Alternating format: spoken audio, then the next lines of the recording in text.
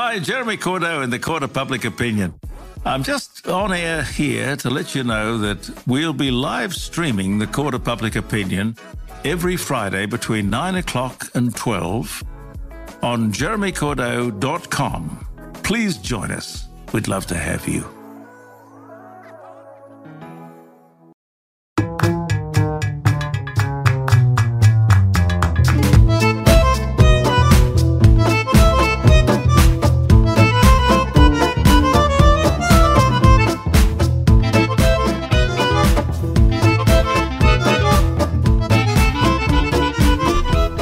Hi everybody, my name is Prof. Peter Malyaros. I'm an academic at Monash University and a physiotherapist. Thanks for joining this Talking Tendons podcast. I'm going to be talking today about a paper that was published in Frontiers in Physiology. It's actually a perspective article, and the title is Individualized Muscle and Tendon Assessment and Training. Lead author is Arampatzis. So the premise of the paper is that muscle and tendons are tuned, and we know this. We know that tendons strain. When we do habitual physiological movements like walking and running, they strain anywhere between 4% upwards, and that allows the fascicles to operate in an optimal range and make our human movement really efficient. But their main thrust of this is that sometimes the balance between muscle strength and tendon strain is interrupted or not right, and the tendon might overstrain or understrain. The problems with overstrain is that it can lead to fatigue and injury and rupture, and the problems with understrain is that it might be understimulated and again cause some problems. So basically, when would this imbalance occur? Well, they've shown themselves that it might occur as people are growing up. As we grow up, because tendons tend to be a bit slower in adaptive responses, the muscle tends to get much stronger prior to the tendon stiffness catching up. And then the other type might occur is as we get older, potentially stiffness reduces more than decrements in muscle strength, which we know both reduce, but maybe there's an imbalance there as well. So it's interesting, and they propose that what we should be looking at potentially is a very specific approach where we look at what is the amount of strain for their maximal effort, for their maximal MVC. Is it the sort of 6% or 7%, which we might expect, or maybe more? But I think for 90% MVC, they state that we should expect about 6% strain. But it's obviously variable for different people depending on this imbalance. So their main thrust is all about this imbalance. How big is this imbalance? And can we target specifically? So I guess the limitations clinically are that it's very hard to measure strain clinically at this point. Maybe we'll have technologies that make it easier and protocols that make it easier in the future, but at this point you are sort of hard pressed to measure that clinically. So the approach that we take at the moment is we go based on MVC. So we look at, okay, we want to adapt a tendon.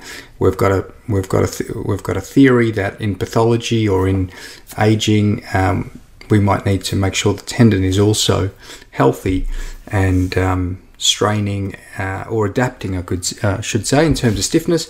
So therefore, we have high intensity exercise for the tendon, and I think that's a reasonable approach at this point when we can't necessarily measure strain in a clinical setting. In the future, if we can measure strain in a clinical setting, then we can look for what these authors are talking about, and that is these imbalances.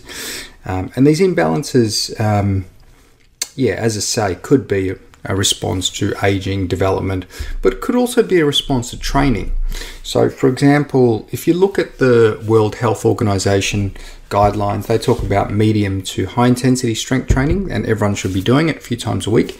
If you're doing medium intensity, you might be strengthening your muscle, but not necessarily adapting your tendon, and that itself could lead to an imbalance. So even what the World Health Organization is recommending could be leading to imbalances. So it is a consideration, I think, to be looking at. If you're thinking we do have less stiff tendons as we get older. Adaptation and maintenance of tendon stiffness is important, especially if you're doing strength training, which could be then leading to an adaptive response in the muscle but not the tendon. So I do like the idea.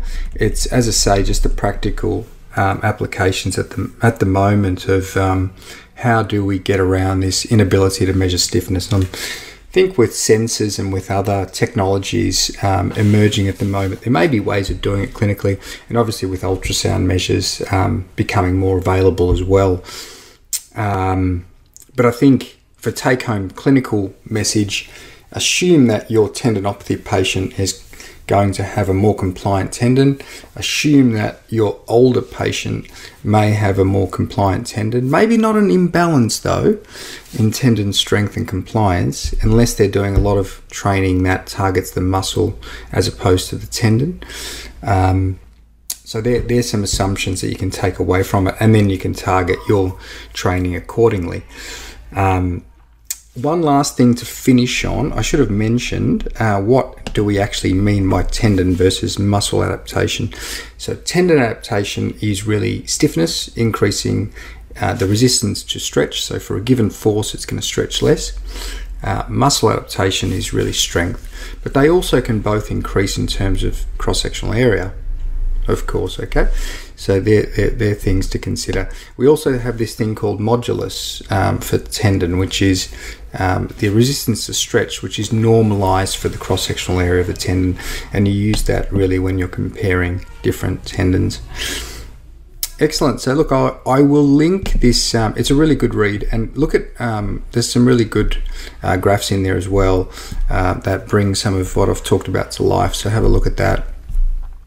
Have a look at the actual paper. So again, it's Frontiers in Physiology, Individualized Muscle and Tendon Assessment and Training by Arampatzis. So I will link that to the link. I'll give you a link to the show, and I think it's open access as well. Excellent. Thank you very much for listening, everybody. See you next time.